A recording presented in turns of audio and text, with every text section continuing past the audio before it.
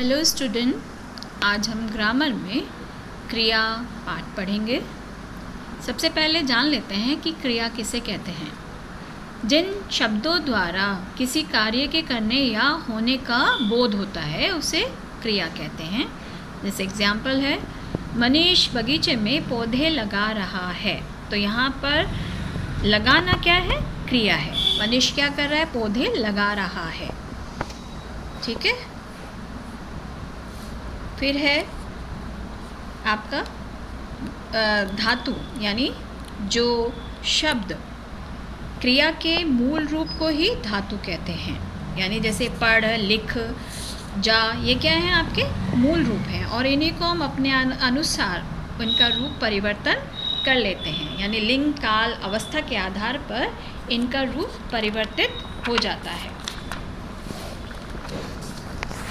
जैसे यहाँ पर है राहुल पढ़ रहा है, तो यहाँ पर आपकी धातु क्या है? मूल धातु पढ़ है और रहा है, यानी जो राहुल है वो पुल्लिंग है, तो उसके अनुसार रहा है हो गया, राहुल पढ़ रहा है।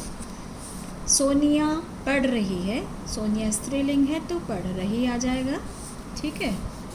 फिर है काल के आधार पर देख लेते हैं। कल इस स्कूल में मैच होगा। ठीक है। तो आपका होगा यानी काल के आधार पर भविष्य काल की क्रिया लग गई। यहाँ पर स्कूल में मैच हो रहा है, तो ये वर्तमान काल की क्रिया है। आपको वर्तमान काल की क्रिया का पता लग रहा है। तो इस तरह से क्रिया के रूप परिवर्तित होते रहते हैं।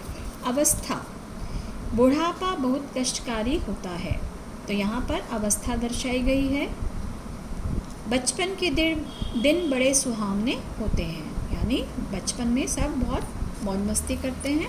तो इस तरह से ये आपको दिखाना होगा। लिंग, काल और अवस्था के आधार पर इनका रूप परिवर्तन हो जाता है। जैसे यहाँ पे एग्जाम्पल दिए गए हैं। सुन धातु है, सुनता, सुनते, सुनती, सुनूं, सुनूंगी, सुने, सुनूंगा। तो इस तरह से उनके रूप परिवर्तित हो रहे हैं। ठीक है। क्रिया के मूल रूप के साथ ना प्रत्यय लगाकर नवीन शब्द का निर्माण होता है। जैसे पढ़ में ना आपने प्रत्यय लगा दिया तो क्या हो गया? पढ़ना। चल, चलना। गिर, गिरना। तो इस तरह से क्रिया के रूप परिवर्तित हो जाते हैं। क्रिया के भेद निम्नलिखित 3 प्रकार से वर्णित किए जा रहे हैं।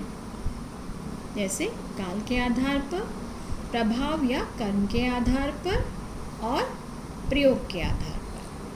सबसे पहला हम देख लेते हैं काल के आधार पर। काल क्रिया के होने, हो चुकने या आगे होने वाले तथ्यों का ज्ञान देता है।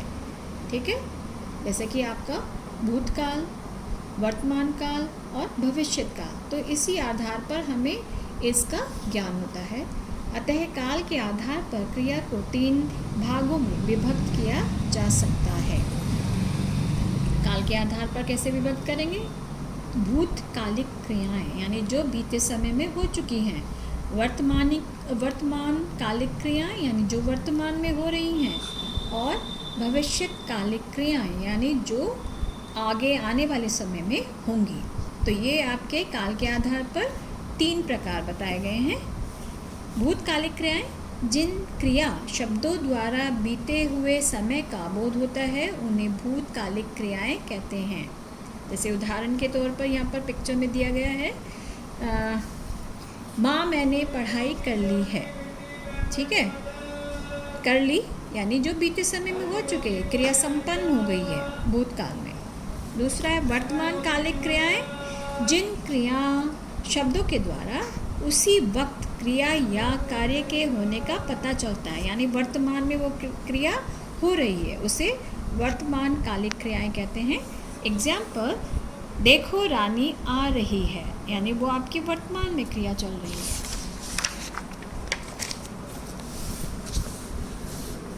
इसका तीसरा है भविष्यकालिक क्रियाएं, जिन क्रिया शब्दों के द्वारा आने वाले समय में होने का बोध होता है उसे भविष्यकालिक क्रियाएं कहते हैं।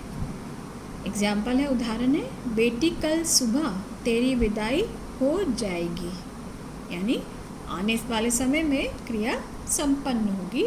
तो इस प्रकार हमने देखा कि आपका काल के आधार पर क्रियाएं 3 प्रकार की होती हैं। आज हम यहीं तक करेंगे। उम्मीद है आपको समझ आ गया होगा। धन्यवाद।